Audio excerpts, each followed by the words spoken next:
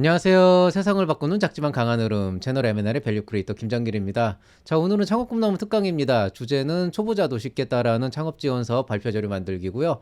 이거는 뭐 시작 자체는 로컬 크리에이터 활성화 지원 사업으로 제가 컨셉을 잡으면서 필요하다고 생각해서 만들긴 했는데 이제 만들다 보니까 꼭 그런 로컬 크리에이터가 아니더라도 그냥 여러분이 뭐 이미 지났지만 예창패나 초창패, 청창사 혹은 이제 다른 여러 가지 지원 사업이나 경진 대회에서 전천후로 써먹을 수 있는 그런 아주 기본적인 발표 자료 만들기고요.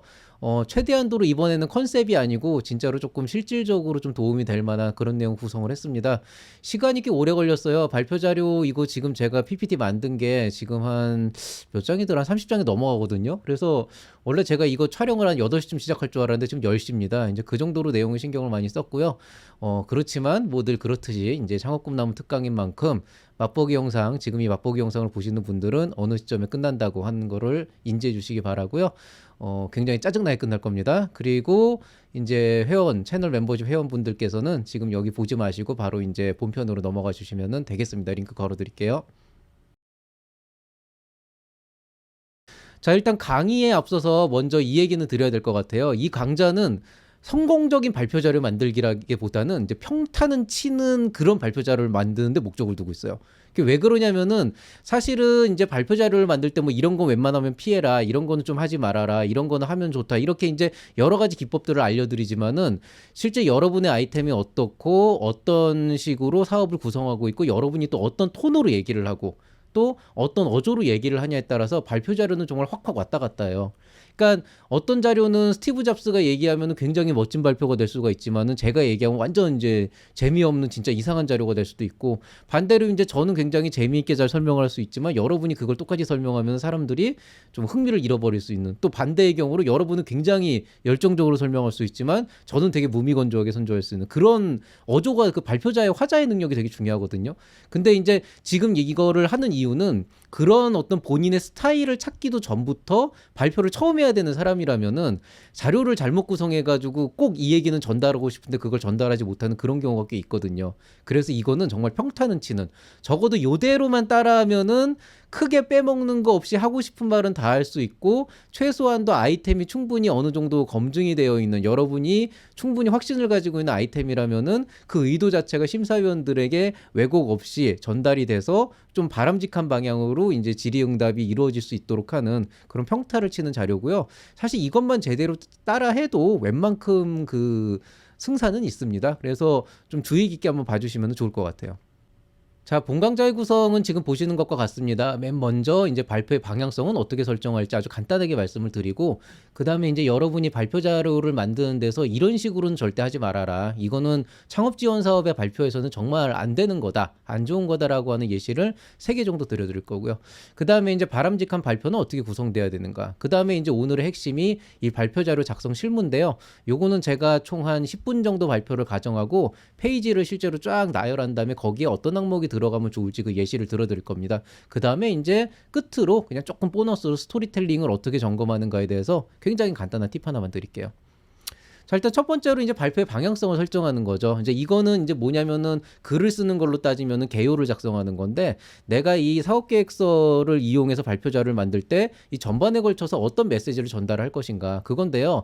이거는 제가 그동안 굉장히 많이 여기저기서 떠들기도 했지만은 다른 자료에도 나와 있어요. 이제 what과 why와 how라고 하는 게 사업계획서와 발표 자료에도 녹아나야 된다. 근데 이 what과 why와 how라고 하는 이 표현은 정확하게는 제가 먼저 쓴 게 아니고 실제로 중소벤처기업부의 그 R&D 사원 지원 사업 계획서나 이런 걸 쓰시는 주무관이 나서 직접 본인 입으로 한 거예요. 즉 정부에 있는 모든 지원 사업들, 특히 중소기업을 위한 뭐 창업 지원 사업이나 R&D 지원 사업의 모든 방향성은 기본적으로 what과 why와 how라고 하는 요소가 명확하게 두드러지게끔 구성이 되어 있다는 거죠. 그러니까 그것만 명확하게 써놔도, 그리고 그것만 충분히 설득력 있게 써놔도 사실 여러분이 큰 어떤 틀에 얽매일 필요는 없다는 거예요. 그래서 이제 what이라는 건 뭐냐면 아이템이 무엇이냐, 그게 뭘 할 거냐, 무엇으로 사업을 할 거냐, 그 다음에 why, 이걸 왜 하느냐, 즉 뭐냐면은 어떤 수요가 있길래 그 수요를 만족시키기 위해서 이걸 해야 되는가, 그 다음에 이제 how, 어떻게 할 것이냐. 이제 어떻게 할 것은 이제 두 가지가 있는데 이걸 어떻게 구현할 것이며 이런 의미도 있고, 또 어떻게 돈을 벌 것이냐, 이게 사업이니까, 영리 사업이니까 이제 이런 개념이 있는 거죠. 그래서 일단은 여기에 대해서 여러분이 개요 작성하듯이 한번 써보세요, 손으로.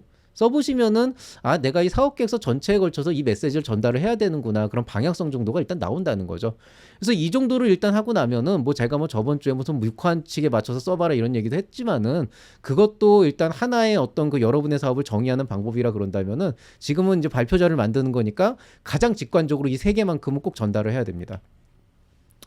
자, 이제 그렇게까지 이제 방향성을 설정하면은 여러분이 이제 발표자를 만들어야 되는데 그 전에 제가 절대 하면 안 되는 짓 거기에 대해서 말씀을 드리도록 하겠습니다. 자, 일단 첫 번째. 자, 여러분은 스티브 잡스가 아닙니다. 이게 가뭄에 콩나듯이 있는데 이 스티브 잡스를 너무 동경한 나머지 그 사람의 발표 같은 거를 내가 하겠다라고 이렇게 막 그런 사람들이 있어요. 겉멋만 잔뜩 든 사람인데 어떤 거냐면은 화면이 딱 뜨면은 거기에 5 써놓고 뒤에 공이 8개가 딱 붙어요. 500000000 딱 해놓고 딱 이제 뭐라는 거냐면 5억 여러분이 보시는 우리 회사의 올해 매출입니다. 이렇게 이제 얘기하는 거죠. 혹은 뭐 1 한 다음에 뭐 0을 뭐 이렇게 한 10개 정도 붙인 다음에 100억. 이게 바로 우리 회사가 꿈꾸는 5년 뒤의 모습입니다. 이런 거 있죠. 뭔가 되게 딱 그냥 가오 이빨이 잡고 막 이거 하는. 예. 아, 정말 이게 짜증나는 정도가 아니고 이 속으로 진짜 쟨 또 뭐야 뭐 이런 생각이 들어요. 1년에 한 명 있거든요. 근데 그거는 스티브 잡스니까 가능한 거예요. 애플사의 CEO인 스티브 잡스가 신제품을 발표할 때 사람들이 다 그 사람의 일거수일투족을 주시할 때 하는 거고 여러분이 발표 자리에 와서 그렇게 겉멋만 잔뜩 두고 내용도 없는 그런 것들을 한다 그러면은 심사위원들은 여러분의 발표를 안 보고 이제 사업계획서에서 이제 깔 거를 준비하고 있습니다. 아유 저런 바보 같은 그런 이제 생각을 하면서 그러니까 제발 이런 미친 짓 좀 하지 마세요. 그래서 요거 이제 하십시오. 저도 이 짓은 안 해요. 저도 이제 교수다 보니까 이제 강의를 하는데 저도 강의할 때 이런 식으로 미친 짓은 안 합니다. 애들한테 욕 먹어요. 예. 그 다음에 이제 두 번째는 이제 이거죠. 여러분은 강의하러 온 것도 아닙니다. 가끔 가다 보면은 실제로 이거 되게 재밌어요. 교수님들은 이렇게 발표 안 하거든요. 웬만하면은 사업파 가서 발표하시는 교수님들은 굉장히 뚜렷하게 자기가 하고 싶은 거하고 그런 것들을 굉장히 발표를 잘 하시는데 오히려 비전문가인 분들이 자료 이만큼 갖고 와서 막 이렇게 텍스트 빼곡하게 써가지고 막 하나하나 기술 설명하고 있어요. 그게 잘 들어보시면 심지어 틀려. 맞는 말도 아니야. 그냥 어디서 귀에 들은 거 가지고 막 하는 거야, 심지어로. 그 이제 그런 분들은 이제 뭐냐면은 이제 강의하러 온 거지. 이제 예. 교수인 나도 안 하는 강의를 지들이 하는 거지. 근데 이거는 사업계획서는 명확한 거거든요. 그래서 이 사업으로 얼마 벌 건데요. 이 사업이 무슨 가치가 있고 얼마 벌 건데 이건데 열심히 강의하시는 분들이 있어요. 어려우니까 설명 잘해야 된다 이거야. 정확하게는 어려워서 설명을 잘해야 되는 게 아니고 늘 얘기하지만 여러분이 설명을 더럽게 못하는 거다. 그러니까 그거를 좀 더 효과적으로 잘 풀어낼 수 있도록 노력을 해야지 여러분이 여기 와가지고 교수놀이를 하면은 저 같은 사람한테 정말 정말 안 좋게 까입니다. 그래서 이런 거 조심하세요. 자, 그 다음에 이제, 간혹 있는데요. 이제 감성팔이 하러 온 것도 아니죠. 막 와가지고 뭐 눈물 흘리고 막 이거 어떻게 쓰면 하면서 막 감정이 호소하는. 예. 감정이 호소하면 뭐합니까? 돈을 못 버는데. 그래서 이런 것도 절대 하시면 안 됩니다. 다만 이제 어떤 그 상황의 심각성이나 어떤 공감대를 끌어내면서 이런 심각한 상황 때문에 이게 정말 돈이 될 것이다. 이게 정말 수요가 있다. 이런 식으로 가져갈 거면은 조금은 이제 이런 요소들을 집어넣는 것도 나쁘진 않은데 이제 시작부터 끝까지 계속 막 이렇게 심각한 상황인데 이거를 안 할 것이냐 이런 분들이 있어요. 소셜 벤처에서도 그런 짓 하면 안 되거든요. 그런 짓 하시려면 기부 받으러 다니셔야지. 캠페인하거나. 그래서 사업이니까 이렇게 너무 과한 감성팔이 안 좋고요. 근데 예전에 한번 그런 경우 있었어요. 그러니까 본인이 그 소셜벤처 쪽에 이제 지원해가지고 이제 그 지원 사업을 받고 있는데 순간적으로 자기가 그 되게 열성적으로 하시는 분이 순간적으로 울컥해서 감정을 좀 그런 경우 있었는데 그런 것도 좀 좋게 받아들여지긴 했거든요. 근데 그것도 그냥 잠깐 나오는 거지. 그렇게 저 사람이 진심이구나. 그 정도 전달은 괜찮지만은 그 과한 감성팔이는 정말 안 하면 못해요. 그래서 이런 것도 좀 피하시면 좋겠다. 이런 내용이 있겠습니다. 자, 그러면 이제 바람직한 발표 구성은 어떻게 되어야 되는가? 여기에 대해서 이제 말씀을 드려야 되는데 일단 제가 추천드리는 발표 자료의 통상적인 분량은 뭐 페이지의 텍스트가 그렇게 많지 않다. 적당하다. 제가 적당하다라고 얘기했는데 꼭 거기다가 무슨 뭐 신문 기사를 베껴놓으면 막 이만큼 빼곡하게 그러지 말고 리포트 말고 정말 적당한 분량 뭐 분량 정할 필요도 없어요. 그냥 보면 알아요. 과하다, 적당하다. 남들이 보면 알아요. 그 정도 분량으로 한국어는 분당 한 2장에서 3장 정도. 그다음 외국어는 분당 한 1장에서 2장 정도 쓴다고 보시면 돼요. 그러니까 한국어는 1분당 2장에서 3장 정도면은 보통 30초에서 20초 정도가 한 페이지 넘어가는 거거든요. 그러면 이제 좀 텍스트가 많고 그러면은 좀 그거는 조금 시간을 오래 두고, 텍스트가 적고 그림이다 그러면은 조금 빨리 넘어가고, 그렇지만은 사람들이 적어도 그게 뭔지는 이해할 정도의 시간은 놔둬야 되고요. 외국어는 이제 영어를 주로 얘기하는데 뭐 일본어나 중국어 쓰시는 분들도 있을 테니까, 영어 같은 경우에는 통상적으로 아무래도 이제 그 원래부터 원어민여 분들은 좀 편리하게 얘기를 하겠지만은, 또 국내 심사위원들 같은 경우에나 아니면은 완전 영어가 원어가 아닌, 그러니까 모국어가 아닌 그런 나라 같은 경우에는 심사위원들이 오면 영어 잘할 것 같지만은 그래도 좀 천천히 얘기하는 게 좋거든요. 그래서 조금 완급 템포를 좀 느리게 하면서 한 장, 2장 사이에다 좀 그렇게 좀 넣어가지고 얘기하는 게 좋아요. 그래서 말을 빨리, 그런 분들 있어요. 한 50장 갖고 와서 시간 안에 빨리 넘기고 그림 많으니까 괜찮다 그러는데, 제가 세상에서 제일 싫어하는 게 그림 가지고 막 애니메이션 돌리시 넘기는 분들이에요. 얼마나 보여줄 게 없으면 그렇게 그림만 열심히 넘길까.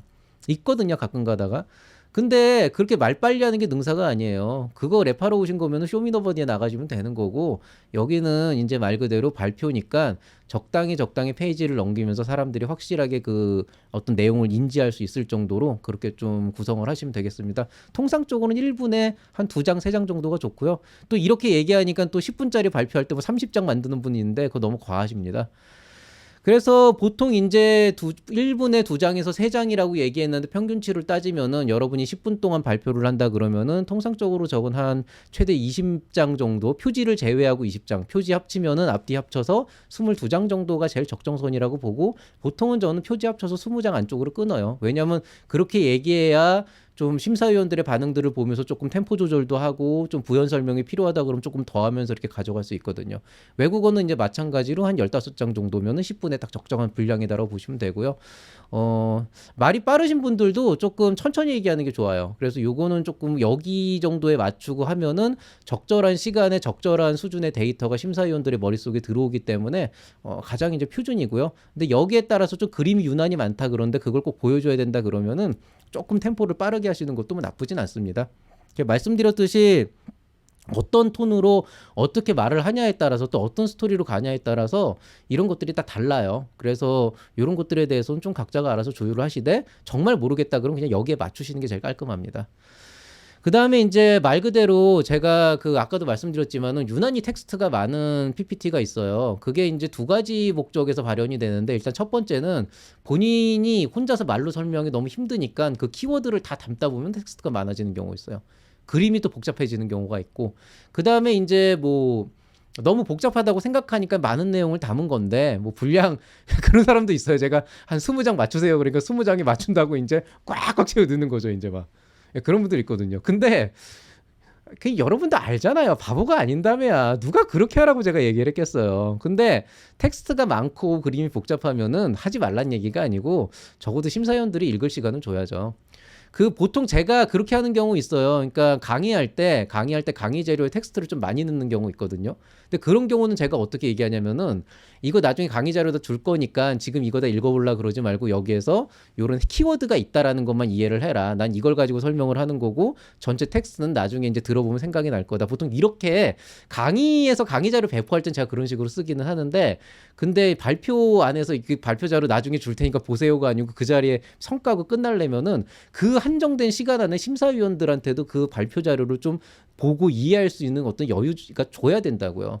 근데 이제 자기 얘기할 거 다 하는 데만 급급해가지고 그런 분들이 있는데, 텍스트가 많고 그림이 복잡하면은 시선이 머무는 시간을 충분히 주셔야 된다. 그 다음에 오늘 어제 계속 그 초창패 예창패 발표 준비하면서 저한테 그 멘토링 시청한 제자들 보니까, 간혹 가다가 이제 그 10분 넘어가는 경우, 그건 뭐 줄여야 돼요. 어쩔 수 없어요. 그냥 끊어버리니까. 근데 한 8분 정도밖에 안 나와서 10분을 채워야 된다 이렇게 막 얘기하시는데, 한 8분, 9분 정도면 적정선이에요. 왜냐하면 이게 2가지 의미가 있는데, 일단은 8분, 9분 정도 하면은 뒤에 이제 질의응답 10분에서 한 11분, 12분 정도로 늘 수 있잖아요. 그러면은 아무래도 심사위원들이 조금 여유 있게 질의를 하고 여러분이 여유 있게 응답을 할 수 있기 때문에 되게 원활하게 될 수 있는 그런 좀 여유가 생기고요. 그 다음에 보통 현장 당일에서 이제 발표 평가를 하다 보면은 계속 지연이 돼요. 빨리 끝나려고 하더라도 계속 1분씩 2분씩 지연이 되면은 그날 10개 한다 그러면 2분씩 지연해도 벌써 20분이 늦어지잖아요. 그 되게 피곤하고 힘들거든요. 근데 여러분이 딱 그런 시점에 한 8분 9분에서 딱 끊으면은 정말 예뻐 보인다. 진짜로. 너무 예쁜 거야. 막 그래가지고 그때 괜찮은 전략이에요. 대신에 뭐 10분 발표인데 뭐 6분 7분에 끝내면 너무 좀 없어 보이긴 하니까 제일 좋은 건 8분에서 9분 정도, 8분 30초 정도에 싹 끊고 지금 조금 일찍 끝나는데요. 이제 구체적인 부분에 대해서는 제가 질의응답에서 말씀드리겠습니다. 이렇게 얘기하면은 굉장히 유하게 넘어가면서 심사위원들도 요거 1, 2분 조금 편해지겠구나 이런 게 좀 있어요. 그래서 10분 꽉 채울 필요 없으니까 너무 부담 갖지 마세요, 이거는. 자, 그러면 이제 본격적으로 발표 자료를 만드는 방법에 대해서 알아보겠습니다. 이제 발표 자료 실무인데요. 실무 같은 경우에는 말씀드렸듯이 제가 10분 발표 자료를 준비하기로 이제 만들었고, 0페이지 표지와 17페이지 감사합니다 Q&A를 빼고 16페이지로 구성을 했어요. 그리고 여러분 지금 보시면 요 사이에 뭐가 있는지 궁금하시죠? 예, 여기까지가 맛보기 영상이 되겠습니다. 자, 그러면은 궁금하신 분들은 본편을 봐주시기 바랍니다.